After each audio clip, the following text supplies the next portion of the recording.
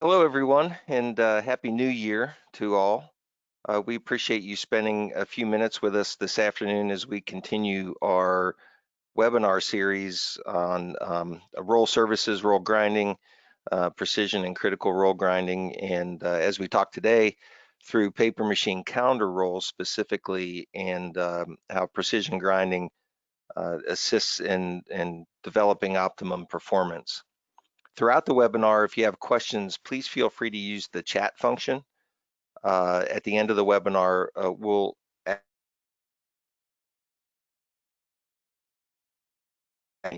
encourage that too.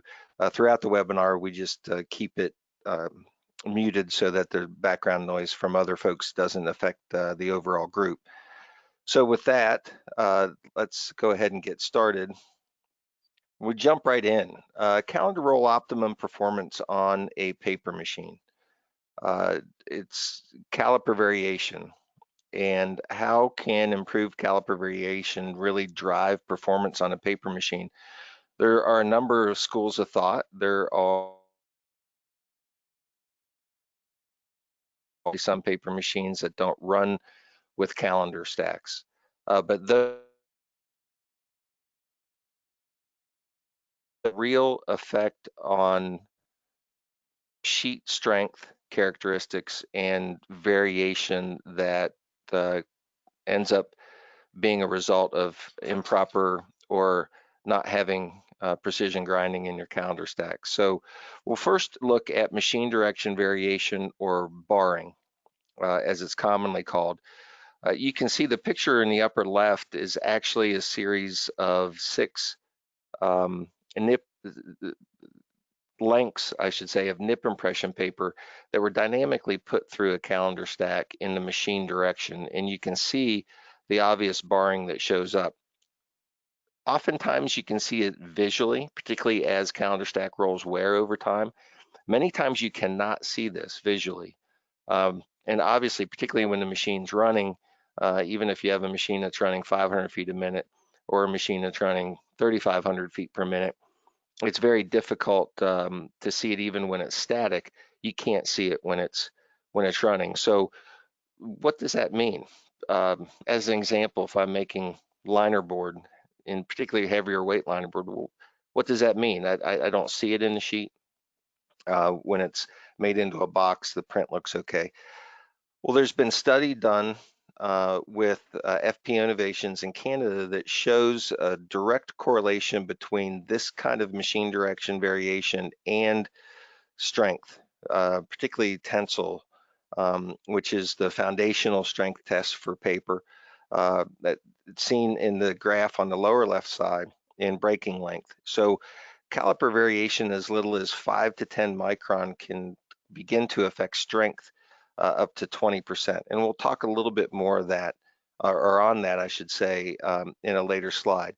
But your calendar stacks are critical. They were designed into the paper machine for a reason, to develop the kind of consistent sheet mass and consistent sheet profile that you need to maintain good variation or little variation on strength, to build a good reel so that it rewinds properly, converts properly, prints properly, and everything else. So let's talk through all those things today, because there are real economics that drive these things. So this is an example of where chilled iron calendar rolls should be. OEM specification on chilled iron calendar rolls is roundness of 2/10,000ths of an inch. You can see the graph on the left-hand side, or the picture on the left-hand side, is a roll that was ground, but ground in bearings, ground improperly, and you can see that although slight, you've actually built a cam by grinding that roll. The roll on the right-hand side shows what a chilled iron calendar roll should look like after it's ground. The roundness is critical. Also, the concentricity is critical. So the face of the roll needs to be concentric to the center line of the journal, or you're putting something, although it be very slight, you're putting something in your calendar stack that is acting to begin inducing variation right away. And we'll see again in a later slide how important that variation is. The wear of a calendar roll is a function around the longer it runs, and it's not linear. It's actually exponential over time. So if you're starting with a calendar roll that's been freshly ground, but it's only 8/10,000ths roundness or 1,000th roundness, you're already starting way up that curve with respect to how long that roll is going to maintain itself in a state where the deformation is not building on itself and causing, if I go back a slide, this kind of barring that we're seeing in the first slide, which again relates to sheet strength. So here's just some visuals. You can see that, when you start with a roll that is not at 2/10,000ths or better, and that's actually 2/10,000ths on diameter, not on radius. So we would encourage you to look at the quality reports you get back from your roll grinding supplier and ask those questions. Is this on radius or is it on diameter? Are you meeting the original equipment manufacturer specifications of 2/10,000ths for roundness? Is that roundness concentric to the center line of the journal? Having grown up in the paper industry, I've seen reels build like the one in the upper right-hand corner quite often. And again, I think in this case it's linerboard. If it gets through the winder and it gets to the box plant, then what's the harm? Well, the harm again is that inconsistency in sheet strength. Are there paper breaks around the dry end in the reel that are occurring that are mysteries? Are there snap-offs on the winder that can't be contributed to an obvious crack on the edge or some other contributing factor? Is it washboarding when it gets to the corrugator? Are there print issues in uncoated free sheet? All those kind of things really do add up. Whereas you do want to see a reel that looks a little bit or looks a lot more like what you see in the bottom hand side. So again, the calendar stacks are a really critical piece of your paper machine. It's what affects the sheet last. After having done all that work from maintaining the head box and the head box controls in a cross-directional fashion to all the work we do on removing water in the forming section, all the attention we pay in the press section on cross-directional moisture variation and machine directional moisture variation, making sure our vacuum lines and pumps are working properly, that clothing is in good shape, and on through the dryer section, with maintaining draws and maintaining good felt condition and all those things that we do. And then we take it down to the calendar stack, and all too often we don't put the emphasis necessary in the importance that calendar stack has in producing whatever type of paper that you're producing. So we want to talk on why that's important. We want to talk on the economic value that that brings to the paper making process. So what can it mean? We mentioned a few of these. Calendar roll performance directly correlates to improved caliper variation, directly correlates to improved machine efficiency. Sheet breaks, if you're at 15 minutes a week that you're able to save, these are conservative industry numbers, $130,000 a year. Winder losses, off quality, roll life. Another one that we work with our partners, paper making partners on, is spool losses, right? How well does that reel turn up? Is there an inch or an inch and a half or 2 inches that has to go back into the dry end pulper because it doesn't turn up quickly and properly because the variation coming out of the calendar stacks is more than you need? This shows a total savings of $200,000 a year. Again, that's the conservative numbers of $10,000 an hour on paper machines, or the paper machines out there running 50 tons an hour. That number is much bigger. Quality losses of $200 a ton. That's all different for each paper making application, each mill, each fiber source, that kind of thing. But we'll talk again about how we partner with our paper making customers to calculate that specifically for their operation and for their system. So at the end of the day, got to prove it, right? This is a case study that was done with a linerboard manufacturer where you see some repeat information from previous slides, but optimum calendar roll performance, what can it mean? In this case, we talked about the strength variation, right? In this case, improved STFI variation was good enough that this particular operation was able to reduce basis weight. Very important in containerboard grades. There's strength-driven grades. You can make the argument that every paper made is a strength-driven grade, whether it be tissue, fine paper, uncoated free sheet, or even heavyweight liner. They all have a strength component that's got to be met. And again, we know from the research that was done with FP Innovations, and we know from practical application that reducing that variation in caliper, that variation in mass through the calendar stack helps reduce the variation in strength. So basis weight reduction is a big deal. If you look at it either with fiber reduction or with being able to have the capacity potentially to speed out from under that weight and make the same square footage over time, but at a lighter weight, than that additional square footage, particularly in containerboard industry, is very, very critical. So in this case, it was conservatively about $500,000 a year. We'd mentioned a bit earlier reduced spool losses. And on this machine, there was a considerable amount that got put back into the dry end pulper at each turn up. And by considerable amount, paper makers know a 1/2 inch on a spool can mean a lot, particularly over time. So that ended up being about $300,000 a year in savings. Improved winder runnability ended up being about $100,000 a year just because you had a more consistent sheet being rewound. And the rule of thumb in the paper industry is that those rewinders or the winders have to run 3 times as fast as the machine, right? So if you've got a machine running at 2,500 feet per minute, you've got a winder that is really spooling up fast, and it finds variation very quickly.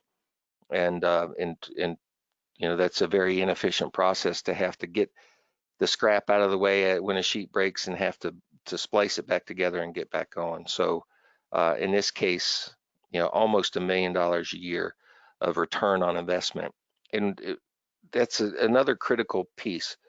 Unfortunately, or I don't know if unfortunately is the right word, but commonly, roll services are viewed as a line item maintenance cost, as opposed to what we really view they ought to be viewed as a return, almost like a capital investment. And in the case of many rolls, we're talking about the kind of investment that generally would be capitalized. Even grinding larger rolls to the proper tolerances could be viewed as a capital expense. It needs to have a return on investment. We strongly encourage you to work with your roll service provider to say, what's the return on investment here? Our view at Precision Roll Grinders is if we can't partner with our customers to show return on investment that makes sense, assuming our competitors give you the service free, then you shouldn't be doing business with us. So we feel that strongly that the OEMs that built these calendar stacks to begin with, the Beloits of the world, and even today the Valmets and Voice, those chilled iron calendar rolls are at that tight specification for a reason. In the paper industry, there are very few paper machines that are running at design speed. Most of them are running original design speed. Most of them have been upgraded with the drives, with vacuum, with everything else to run well beyond what they were originally spec to run. However, calendar stacks tend to remain the same. So even with increased speeds, tolerances ought to be tightening, not loosening, because of that. Another example of optimum calendar roll performance just in roll life. This is the graph that we were talking about earlier. If you start a calendar roll, a chilled iron calendar roll at 2/10,000ths as opposed to 8/10,000ths, within the 6 months, you can see that the bottom curve is still relatively flat. It hasn't deformed over time. Now, we're going to be truthful with you. There's enough vibration on the paper machine and enough other stuff going around that eventually deformation comes into the rolls. But in this case, the graph on the right shows caliper variation well within specifications 24 months after calendar rolls were put in, as opposed to prior to that, within 6 to 9 months, they had to be changed because that caliper variation would be bumping up against the specification. So again, it's really just geometry. Roll life from 6 months to 2 years. Why? Well, it's because you start down at 2/10,000ths roundness, and it's concentric with the center line of the journal, and it's a multi-roll stack, even if it's just 2. Some of them can be as much as 6 or 8 rolls. That compounds as well. And we actually have an example also that even if one roll is changed in that stack because of myriad of reasons due to maintenance issues, it still makes an impact. So we would encourage you to really consider why these original specifications are at 2/10,000ths and what it can mean to your operation. Not only did this save the customer about $100,000 a year, excuse me, but it freed up, it's one change in 24 months as opposed to 4. Even if it's 3, that's 2 to 3 outages where that crane time's not taken up, where those mechanics can do other work. The safety involved around safety issues, I should say, involved around rigging and removing rolls are avoided for those 2 or 3 outages. This is a case where changing only one roll matters. You can see the control charts on the right-hand side. Save 6 hours of downtime because the results were able to be gained just with even one roll in this case. So how much is your machine worth per hour? And this could be sheet breaks because of caliper variation. It could be the ability to shorten maintenance downtime. It could be a number of things, not throwing paper away due to caliper specifications.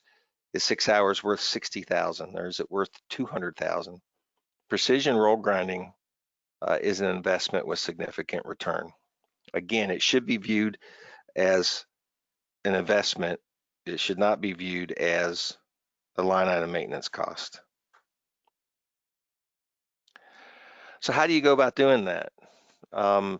Precision Roll Grinders has a group of application engineers. We have an application engineering approach where we want to partner with you to prove it. I mentioned that right at the front end. It has to have an economic value for you. There has to be a return on that investment. So how do we go about doing that? We develop joint designs of experiments to reduce variation. And we gather data quite often that the paper makers already have, right? It's caliper variation, it's smoothness variation, it's machine speeds and all those kind of things. Implement a plan for improving that variation, and then analyze the data. And analyze the data with Six Sigma type rigor. And then eventually that data provides a predictive equation. And we've begun to get to that point with our customers. So it's not just, well, rounder's better, it's intuitively gonna last longer. We're looking with our partners to have the opportunity to prove it statistically so that it can be predictable time and time again. For your process and the specifics around your process in your paper machine. So, okay, we're in this world now with COVID-19, hopefully not much COVID-20.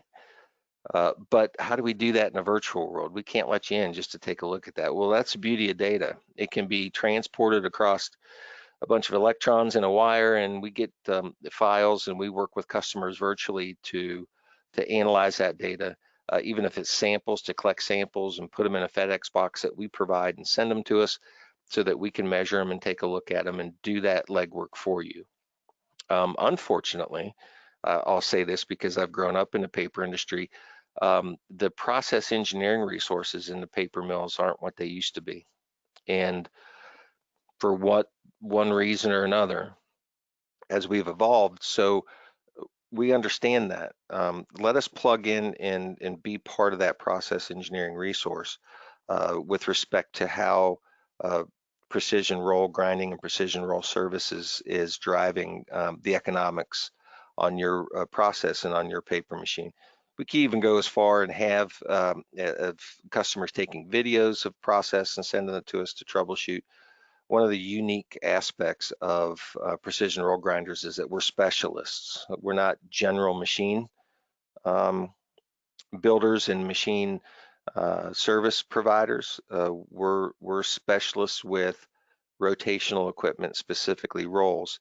One of the beauties of that I've learned, having an entire career in the paper industry, is what it can be learned from other industries that have even tighter tolerances yet.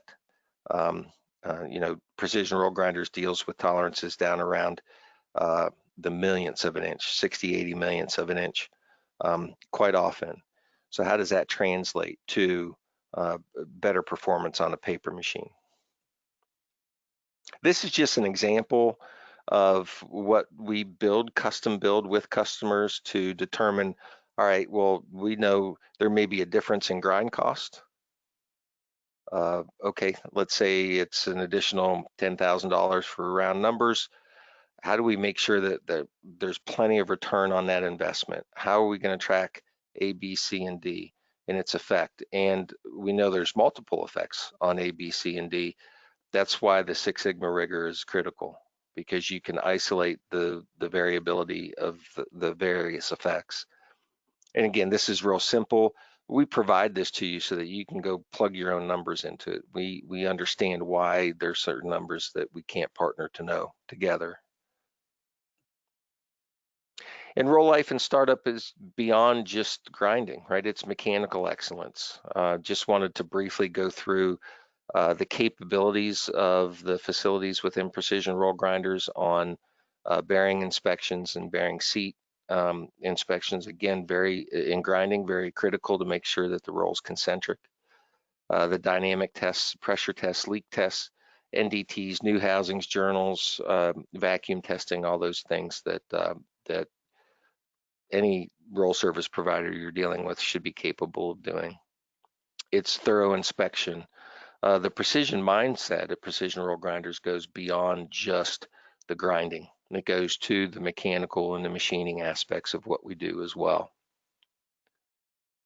So again, rolls that start closer to perfectly round start up faster, they run longer, they provide less variable, a less variable product as you produce it over time. So a roll running 2 to 3 times longer is hugely critical, but what's more critical from an economic driver standpoint is how it affects the process in the meantime. With reduction of variation is a reduction in the correlation, a reduction in strength variability, which leads to fewer sheet breaks, which leads to a more consistent strength test that allows you to shift the lever on your paper machine more into a more economic region. All those things are what we're asking you to really consider around your calendar stack, and to think about some of the things that you may be seeing that we could potentially partner on and do some real data analysis and see if we can't make significant improvements. So we'll end again with this. Promise to provide real economic value, not just it's rounder, it's going to run longer. Why? Where's the economic value? How can I justify spending an additional number of dollars with precision roll grinders? It's because I'm getting a payback on investment. That's how we would ask you to consider looking at your roll services going forward as that investment, not just, well, I've got to spend $1 million this year in the mill maintaining rolls. So it's just a maintenance line item cost. So if I can do it, spending 900,000, I'm better off. Well, if you're better off spending that full million because there's a significant return on investment, let's take a look at that together. So that's what I had today. It's been about 25 minutes. I appreciate your patience. Usually try to give limit it to 20 minutes, but at this time, let me unmute everybody and see if there are any questions around what we covered. This will be available on our website. There's generally a blog that's generated with it as well, so there's information there. I encourage you to reach out to your local account manager. You can reach out to us directly at any of our facilities at these numbers or through the website, and we'll see about questions. There is one that came through. How long do these studies take? It's a really good question. It depends on the study. I know it's not a cop-out answer. There a lot of times the data resides there. So if you know you've got a roll change on a calendar stack, we can work with you to say, okay, can we pull a caliper and smoothness variation both in the machine direction and cross direction, or whatever other information that is deemed critical? Sure, here's the data dump. We've got the baseline data already. New rolls go in, and from that point forward, we're looking at those improvements right away. We're also looking at the economic drivers, sheet breaks, strength, winder runability, the downtime associated with not having to change rolls as often. So we've seen everything from a month time frame where we can really start looking at economic benefit to studies that draw out to 6 months or so, because there's really a lot of variability to them. How much experience do we have is another question. And well, our Precision Roll Grinders was founded 51 years ago to really service the paper industry. It's still our largest market. It's not by any stretch it's our largest market, but it's less than half of our business. So again, we're geared towards the paper industry, but we learn quite a lot from the other industries that we service. Those are good questions. Any other? Well, again, we thank you very much for your time. We'll continue to have a series of webinars throughout this year, and we'd encourage you to take a look on the website. We'll send out invitations as well. And if you have any questions or this has brought up anything that you want to speak to us about, please reach out. And we hope that you have a safe remainder to your day, and stay safe until we get to speak again. Thank you.